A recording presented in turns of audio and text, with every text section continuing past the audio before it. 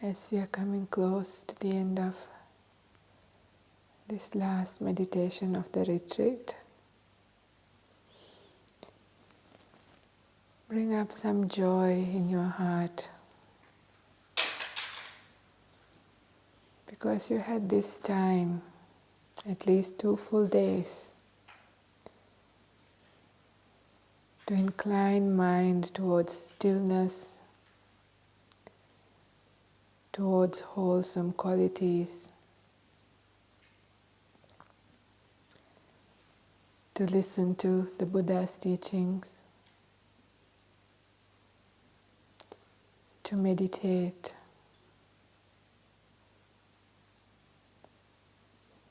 to become peaceful,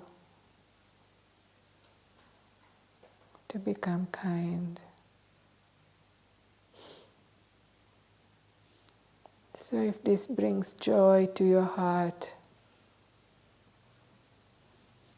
we can share that joy with all of us here, with our parents, with our teachers, with our departed relatives, and with all beings in all realms of existence. May we wish all beings, may they be free from suffering. May all beings have peace and joy and freedom.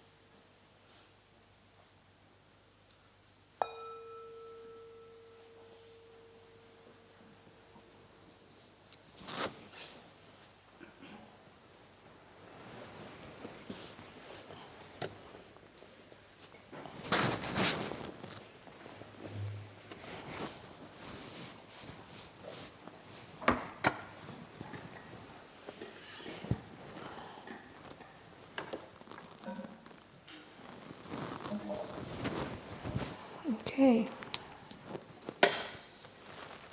So I forgot, nobody reminded me in the morning that I started with which sutta? Ayya Karunika sutta, right? I only got to the first step and got carried away. But it was good because that's where I wanted to spend more time in, because that's where the work is. Right? So we spoke about, the Buddha says, the most important thing to do when we sit to meditate is that we make sure we do not have any regrets and remorse in our mind. And we spent a whole big Dhamma talk about how to live like that, which is what is important. Then the Buddha says, if you actually have no regrets and remorse, then you don't have to exert will and wish, may I have gladness in my mind.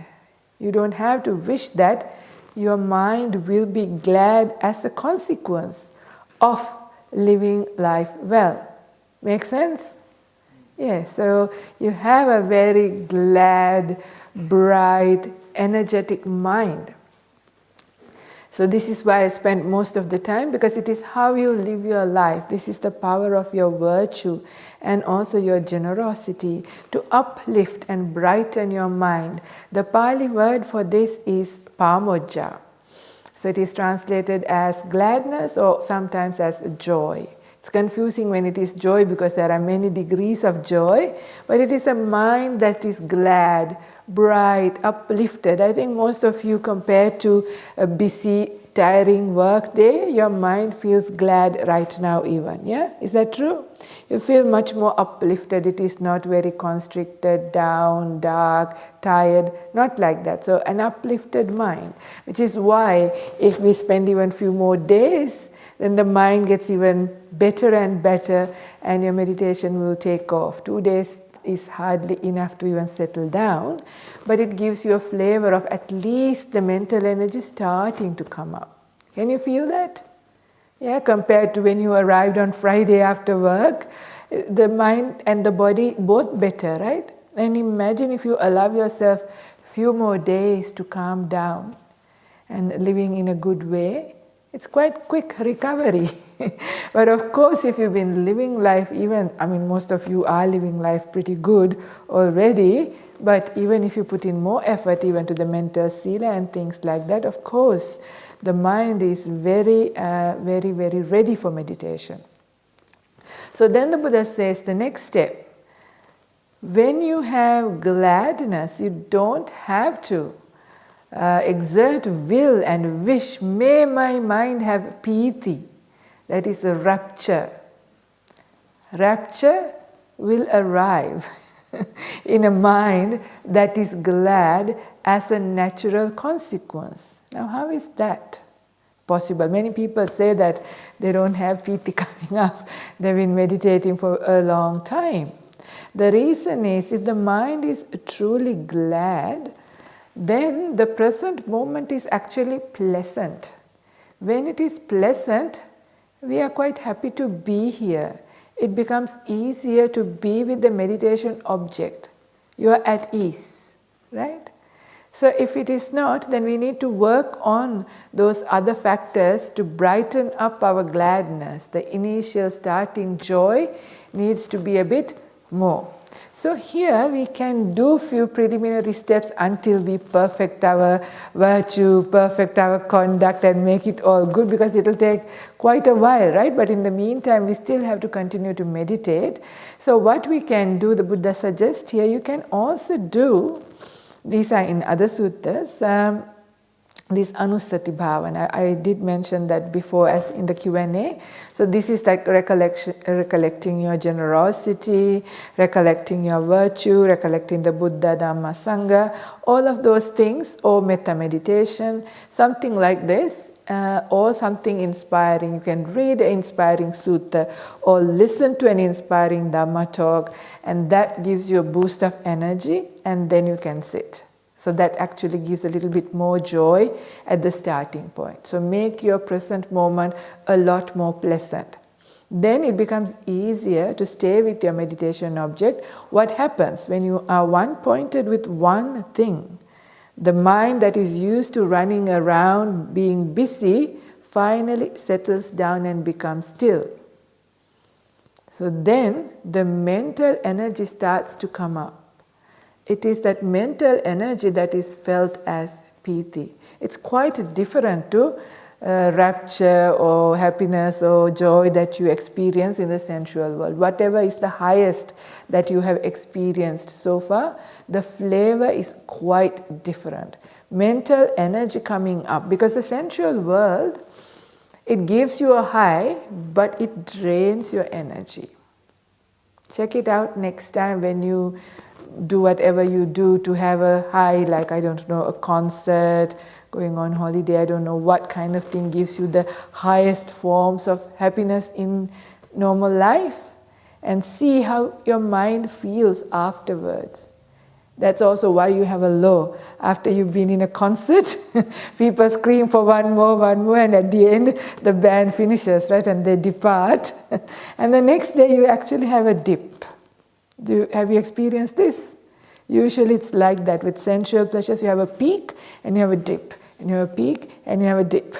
But whereas with these things, with mental energy, when it goes, you've been building up now. If you've been practicing, if you practice according to how we spoke in the morning, like doing all those little things to, direct your life in a good way, then your mental and physical energy builds up slowly, and your base level actually increases.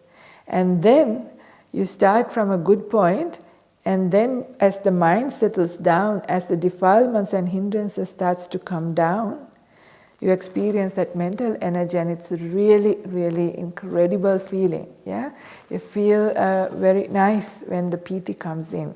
But it is natural because you are able to stay with the meditation object for a long period of time effortlessly, really beautifully.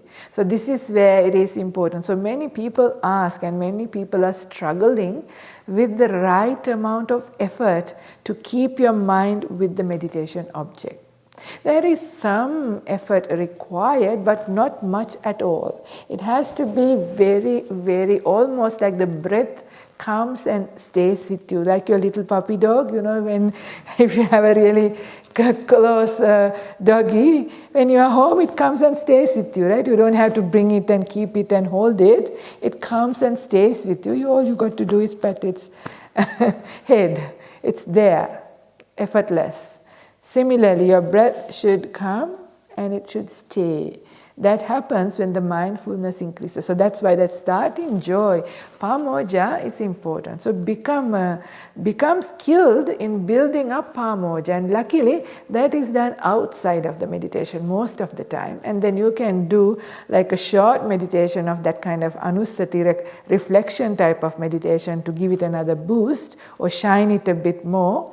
And after that, the object should come to you easily. If it is not, maybe it is not the time to watch breath. Watching the breath needs quite a degree of mindfulness naturally.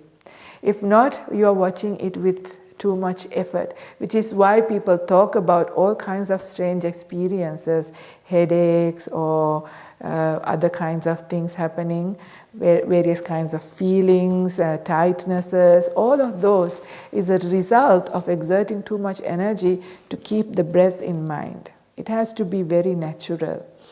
So don't rush into breath. Do some walking meditation instead to bring up that mindfulness, or do some body sweep meditation, much better. Then when the mind has that kind of enough energy, breath will come to you. So as the mind settles down, when the hindrances go down, that very rested mind's energy is what is felt as piti or rapture. When the rapture starts to begin, you give full attention to the mind.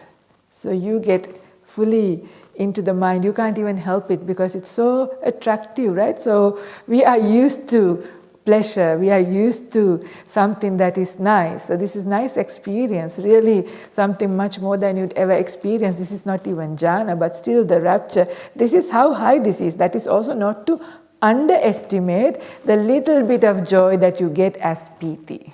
Right? So this is significant and this is a very important point. By this time, a large number of huge amount of your hindrances are almost settling down. It's not completely gone, but it's starting to settle down. You're at ease. So when the mind really gets fully into the mind, your body starts to disappear. Yeah, your access to your body is going to go away. This is called kaya passaddhi, or tranquility of the body. Again, this is misunderstood. Sometimes you feel so peaceful and you feel like a rock, your body is like very settled, but this is not really kaya passaddhi state. It has to come after piti. So the order is very important. Because I'm saying this because there are different levels where we can mix up these terms and say, I had that kaya passaddhi now. But did you have piti?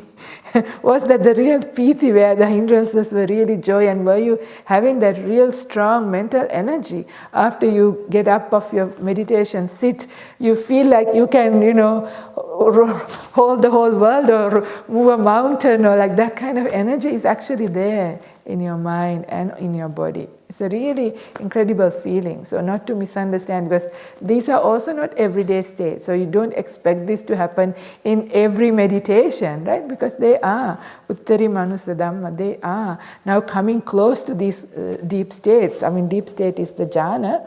But these are very close. By the time this starts happening, it's almost unstoppable. You will be heading there. But most other meditations, you will experience some forms of this, which is great, because it takes time. So don't be in a hurry. Be happy with whatever you get, and that's fine. But don't misunderstand as well, because then you would think now you're already there when you're not really there. There is somewhere else and you might miss out from reaching there, right? So that is why I'm saying this. So when the body actually, when the kaya passaddhi comes, that is when your access to body is gone. Some people find this quite scary, but nothing to be scared, your body will still be there. Nothing happens to your body. This time, if the breath even disappears, it might disappear, it might not. It's not a big deal, because even the body disappears, you might mentally feel the breath in a different form. So these are weird experiences because you've never experienced without access to your body before this point, right? So then you might get frightened, but this is where you need Shraddha, the confidence of faith in Buddhism, because you know the path has been described and you hear this, it is in the suttas, not to fear this, nobody has ever died doing this. In fact, they get better, they feel better. Some illnesses even get cured at this point, because the body is finally, without your controlling, it is left alone completely for it to do its healing process even. These are side products, this is not why we meditate, but it can happen. So at this point, your body will disappear. Not to worry, it's part of the process, right? Your access will be gone, you will not be able to come back. It will come back when when the momentum ends. So not to worry, just stay there. So kaya passaddhi, it's a delightful state. So not to worry, you'd rather be there than being with this very painful, achy, heavy body. Much better to be there. It's quite nice. So kaya passaddhi, and after that, then your attention is fully with the mind. That is sukha. By this stage, when the sukha stage comes, your meditation object is completely effortless. It can still be there, but it is as if somebody else is doing it. You are completely out of it. You are not there. It could be that different people experience differently these things, but however, then this is the stage. You might have some other very interesting experiences. These are all different to each person. Not to worry, this is your perceptions. Ajahn Brahm's words is perception starting having some wings. It's starting to sort of change because this is powerful mind states now. So our normal perception is distorted. Now the distorted perception is getting restored by clear perception. So vipassana. So clear seeing is now becoming possible. So perception is going to have a little bit of a struggle, and as a result, you may experience light, you might see things, but not to worry about these things and not to give too much attention for them, because they are just only distractions. They're just part of what the process is, but not the end product. And if you make much of that, that could become a distraction that can take you on a detour. So just allow those to pass, whatever it is. It's only a perception, it's only an experience, it's only a made-up thing, nothing more than that, right? So not to worry, because this is the place where many meditators ask what to do, this is happening to me, this is weird, worry about things. Not to worry, and that itself will stop your progress. So this is where confidence is necessary, just to stay. It's nice state there. Stay with whatever is your main attention, whether it's the mind, whether it's a light, whether it's your breath, all of these things be depending on your temperament. Then the mind enters samadhi, sukhino chittang samadhiyate, so deep meditation. So again, this will be a very scary experience for some, but nothing to be. Some jump into it because the joy and the attraction for it is so great you can't help it. So again, this is where you need to hear about these things over and over again and not have any fear about it, because this is just what happens. But just to give an idea how powerful these states are and how insight is unavoidable. So now up until here the Buddha says, Na cetana karaniyang bhikkave. No need to exert any will. So you saw all of your willful activities were prior to getting to the cushion. After that, Everything else was a passive process, right? It builds up. Your job is to just wait. Wait and stay alert. That's all, right? You wait and you stay alert. So waiting and staying alert becomes possible when you have the enough energy. Very many times why we can't do that? We do not have enough physical and mental energy, which is why I encourage everybody to rest, relax properly. If you really properly relax and rest, it is easy to come back and get into Pamoja and off you go with your meditation. So really important to have trust and confidence. Try it out. One day it will happen and you will have confidence that this is how meditation works. This is why Ajahn Brahm says, let go, relax. But this is how you let go and relax. You have to do the preliminary work. I asked him, he said, I assume that you all know that part already. I've said many Dhamma talks about it. So I assume you're doing all of the right work earlier. Right? So he expects you to be at the level of Pamoja as being a good practitioner. So after you have Samadhi, when the mind is in that really deep state where all the hindrances are now completely subside, that is when the clear seeing, Vipassana, can happen. You can't help it even. Insights are unavoidable. So if you don't want insights, then don't do this because you won't be able to help it. And I will tell you an example just for a comparison. This is not the really best comparison, but it will give you an idea of what jhana is like. Because very many people misunderstand jhana states. Oh, I sat for many hours, I couldn't hear anything, so I meditated many hours. I must have been in the jhana. Because everybody wants jhana, right? So, and then I had some piti, my body was not there, so maybe I had jhana. So not to miss out on the real thing, which is why I am saying it is there, it is possible, and you will get it if you actually put in the right courses. So this very nice way of trying to understand this comes from near-death experiences. So people who have near-death experiences, what happens to them is they, for the first time, when their mind is released from the body, right? Their mind is released from the body. So the effects of the brain is gone. So they can still see, hear and remember, but not with the use of the body and the brain. So their hearing, their seeing, their memory is very different. They describe this. I don't have enough time now at this very last talk, but if you are interested, you can read a book. One of the most leading scientists on this area is called Bruce Grayson, and he wrote a book called After. Very easy to remember. The name of the book is After. You can watch YouTube as well. Quite a lot of information there just to understand this process. But anyway, the people who experience, say their experience is very different, very sharp, very powerful. Heightened mindfulness is there because just the body disappearing itself is very powerful. They're able to also see the minds of other beings. This is how much ability comes in at the time of death. And then what they see a whole life review. They see everything they have said, done and thought about since the moment they've been born up until they died in that occasion. You wonder, they were gone for 2-3 minutes, how do they remember a whole lifetime? That is the power of our mind. Even if you just look into the ceiling, the things that you see, if you were to describe, will take a lot of time. If you look out of a window, you'll see many things, right? Your eye can take in a lot. So the mind is even more powerful. So there are kind of weird ways of understanding it, but they experience all of that.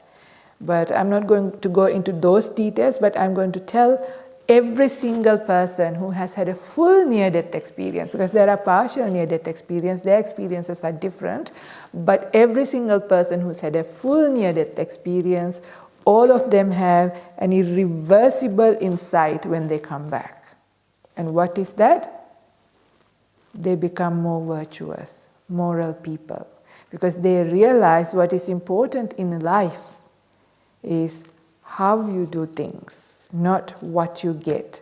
So life is not about achieving things, It is about how you achieve them. How you treat other people becomes very important, because when you see your life, the whole of your life, what do you think they see the most? Not the individual isolated events of the day you got married, your first child, your first exciting job or car, or whatever exciting things you think, or meeting a Buddha, or meeting a Buddha would stand out a bit more, but not these kinds of stuff. Mostly it is your day-to-day interactions with people, especially your day-to-day people, your family, your workmates, and how you deal with them. That is your big part that you're going to see, and you're going to see yourself as a third person. How you talk, how you behave, who are you as a person, how you treat other people. So that becomes apparent, and they realize, and they get to see how the other people felt. So don't get too scared, because it's both sides, right? Sometimes you realize, wow, I just said a small thing and they were so happy, it made a big difference to them. You'll see that too, so it will balance out your good and the bad. So don't only think about, oh my goodness, I'm in trouble now, but you've also done plenty good, so it'll even out. So don't worry about it. But of course, they pay attention to the places where they went wrong, when they hurt other people, or even repeatedly how they treated their husband or wife or child. They realize, wow, this is not right? And when they come back, they all become very virtuous, in the sense how they treat people changes after a near-death experience. But we don't have to wait until that happens. Even listening and knowing this is important. Anyway, the Buddha said this, but the thing is, what I wanted to mention is an insight was there, but this is not jhana, right? This is nowhere near a jhana. The only similarity in here is the mind being released from the body. But the hindrances are still there, right? They would have died with fear, with anger, with worry. We don't know in which condition they died, or with lots of attachment. So hindrances are still there in this mind. This is the power of a mind, and even a little bit of insight came in with that mind just being released from the body. But when you enter first jhana, your mind is not only released from your body, it is released from the hindrances as well. So imagine the power of that mind, right? It will be much more incredibly, many times more powerful, and you can see how it is unavoidable to have insights, especially when you have heard the right view. So if you haven't heard the right view, of course, it is difficult, because you will look through things through delusion or with your wrong views, and you will perceive different things. But if you have heard the right view, even as knowledge, it will come into place and will do its job. So therefore, this is just to say how powerful these mind states are, these meditative states. So not to underestimate, not to overestimate, just to know, right? So be very humble with your practice. Things will happen, and it is inevitable, it is out of your control. It is a passive process. Your active part is outside, right? In a way, it's good. So that is where you actively do lots of stuff, and then you sit and you just stay and watch and be alert. Everything else. So that is why sila is so important. Right view is so important. So the Noble Eightfold Path starts with the right view, right intention, right speech, right action, right livelihood, right effort, right mindfulness, and right samadhi. So the main difference between samma samadhi and any other form of very deep meditation which people can have is that what is called samma samadhi in the Buddha's path is meditation built up based on these seven other factors. Right? Otherwise, you can use many techniques. There are many outside Buddhism people meditating, getting into very powerful mind states, developing psychic abilities. All that is possible. But that would not lead you to enlightenment. So samma samadhi is necessary for liberation of the mind, for enlightenment, and enlightenment only, and you can't also avoid it. So think about it. If you're not ready, then don't do it yet, because once you start the process, it's just going to take off, right? So that's also good news. So your job is putting in the courses. That is why there's huge emphasis in the suttas to sila, right? To building up right view, to right intention, renunciation of the sensual world. Avyapada, so not harming and hurting people, non-cruelty, those are parts of right intention. So right speech, so powerful. Nothing is small, they are all equally valuable. So we think, right speech, right action might be just low. Yeah, right view because it is wisdom areas, and then of course mindfulness and meditation. No, they're all equally important. Also, Samma Ajiva, your job, yeah?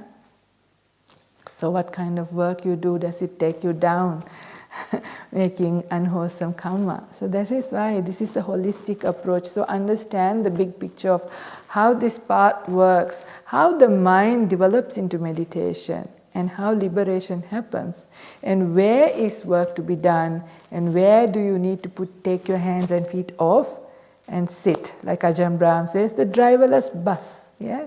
So this is how you understand the driverless bus. So similarly, if you want to understand it in this way, so this is quite important. So which is why I said that now when you go home is when you start doing your work, effort, to arrange, do, bring joy, live life well, all of those things. That you need effort. You actually need quite a lot of effort to break habits, right? So this is where Chandan Janeti, Vayamati, Viryang Arabati, Chittam Pagganhati, Padahati. Chandan Janeti means you arouse desire to do this work. Chandan Janeti, Vayamati, you put in the effort.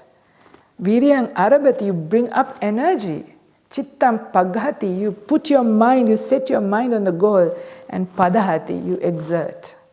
Right? So this is how much you will need to change and break your bad habits, which is necessary. You can't get enlightened with all of those things. It's not like, however, somehow you just push all to one side and you trick yourself, you somehow get into a deep meditation one day and this will all be gone. Some people accidentally and by chance get because they somehow let go, but it's not sustainable, they don't get enlightened. It's just an experience and experience only.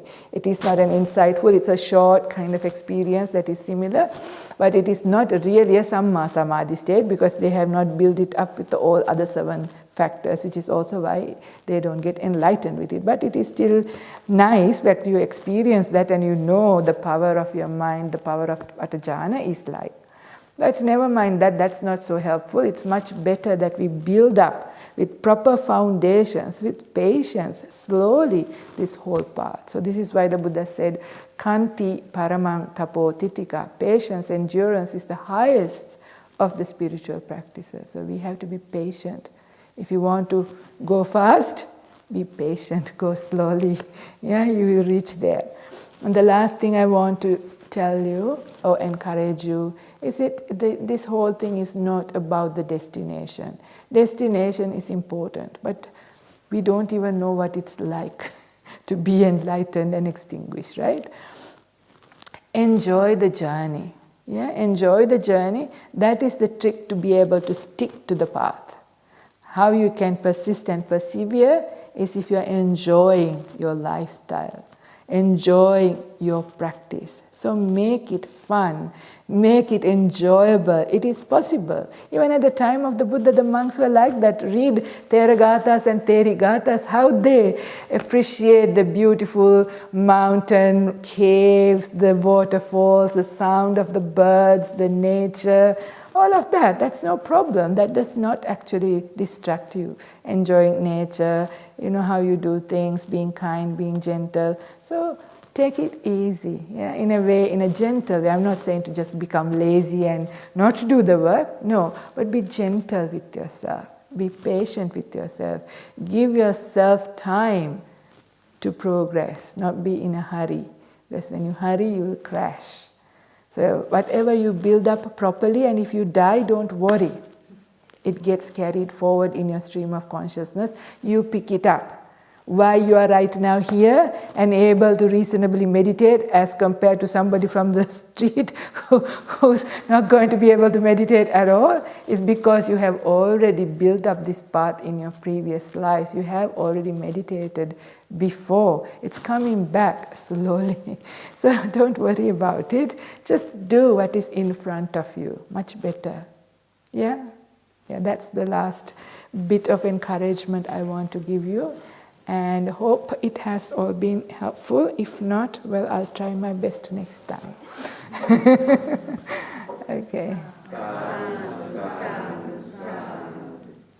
Any questions, any comments, any feedbacks, agreements, disagreements? Yes, Daniel. I just had a question with those 5 Pali words you just mentioned. Yeah.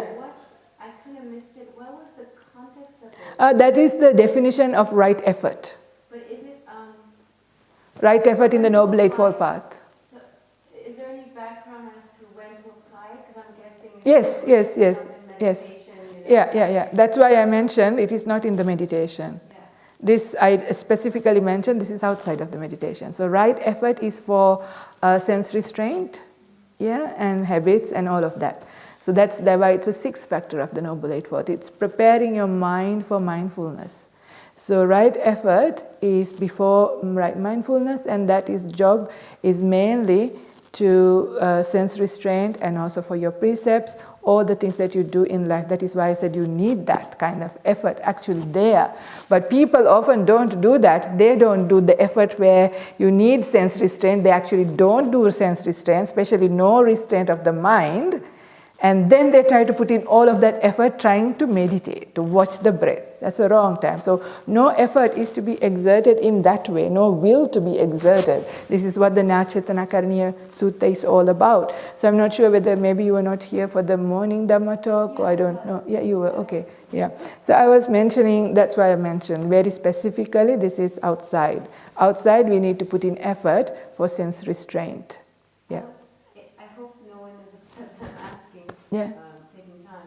But can you give an example because of these 5 factors applied in daily life for sense restraint?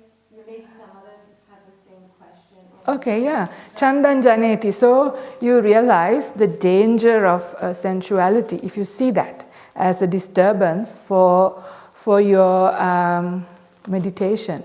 Let's say you like to watch a lot of movies, just for an example. Okay, let's say. But we all know, right, how much that could destroy our meditation, because it's a great distraction. If you keep watching a lot, it's impossible. Your mind becomes very restless. So then you arouse inspiration. First one, Chandan janeti. So you arouse inspiration because you see the danger.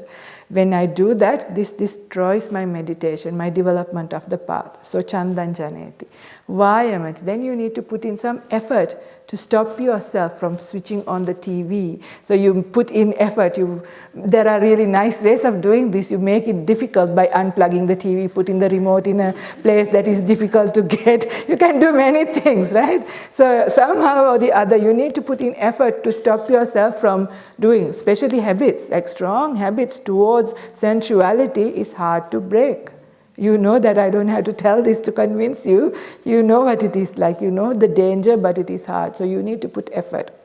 Viryang arabati. So you need to put in some energy. So this is also why sometimes you realize if your mind is very weak, this is also not the time to do this. So sometimes you know that, okay, you have to let go this time, give in to this for now because you don't have the enough mental energy. So, but it's not always there. So at a time when you're peaceful, you build up enough mental strength. So the virya is always mental energy. So when you have the mental energy, then you bring up the reflections, then you do the necessary work to tell yourself, okay, I'm not going to go and do that bad habit because it is dangerous. So once you have mental energy, you're more able to restrain yourself. Is that true? After a retreat, restraint is easy. When you're tired, when you're grumpy, very hard to do the wrong thing. Very easy to do the wrong thing. It's very easily done, right? You don't even know. So this is why maintaining the mental energy is really important, which is why the regular meditation practice is important. This is where the virya is. So chandan janeti vayamati viryam arabati. Chittam paghanati. You really set your mind on that. That's exactly what I want to do. I am determined to end this, and restrain myself from doing this. So your mind is set, not wavering, because you know how it's like, okay, sometimes you say yes and sometimes you say no, and so it's not like that. So, and pagahati, so you really exert yourself. So this is just one way of understanding it. This is how much effort you need actually to break our samsaric habits. And these are like biology, our biology is set for this. All the mind concepts, views that we have taken up is geared. So we have to go against all of this. So this is that going against the stream. So going against the stream, this is where the Buddha says using your hands and feet and how hard it is to swim up the stream. So this is the effort. So this is that chandan janeti vayanti, because if you allow yourself to get carried away down the stream, you end up with the crocodiles and the whirlpools and you will have a very painful death. There are nice suttas, Nadi Sutta, if you want to look up in the Udan. I can't remember the book now. Anyway, so when you realize the danger and you are getting carried away, you try your very best to swim upstream and go into safety, right? So this is the kind of effort we need, because we know our attraction and pull towards the sensual world and how hard it is to restrain and turn around. So this is where samma vayama is put in, not when you sit in meditation. Yeah, make sense? Yeah, and okay. Thank you for the example.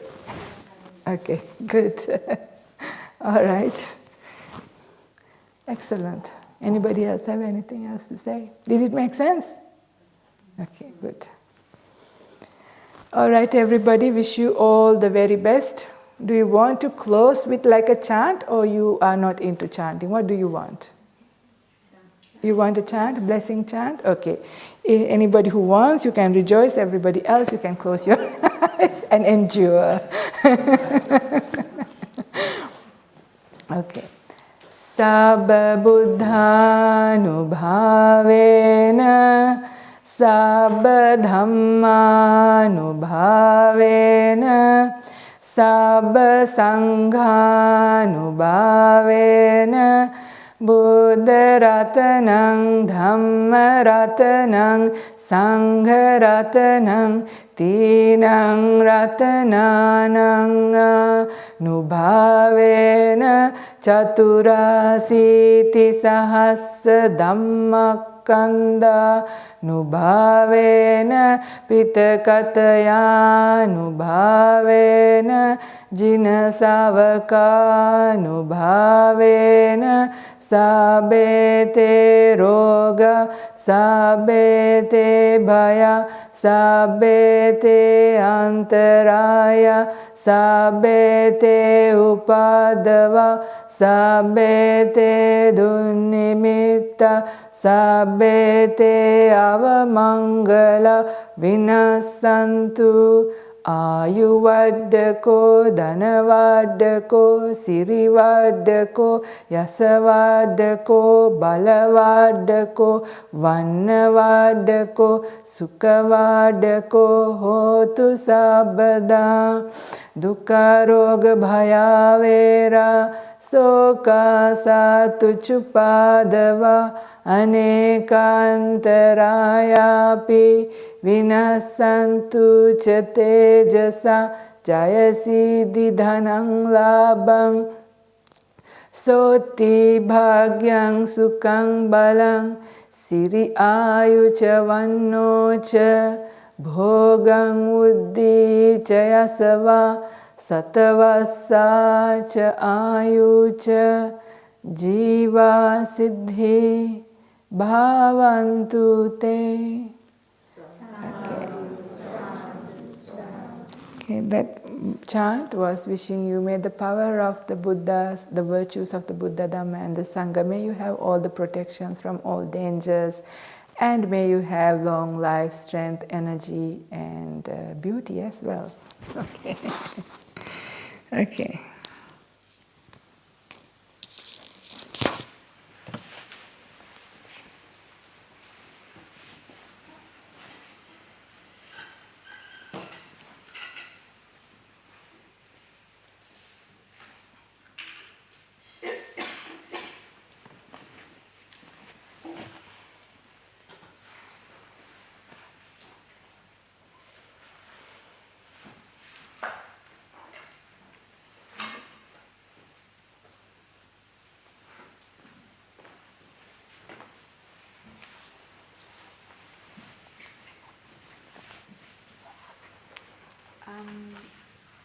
just sit out somewhere if anybody wants to come and have a chat or say hello.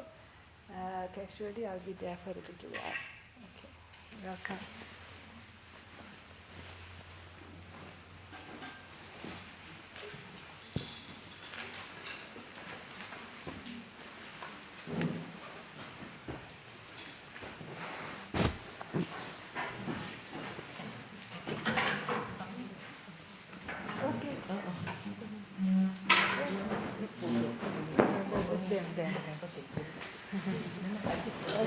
Do you want us to carry? To the nuns' cottage.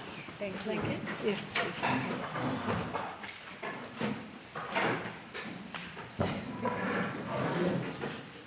You want to look here? Yeah, look here.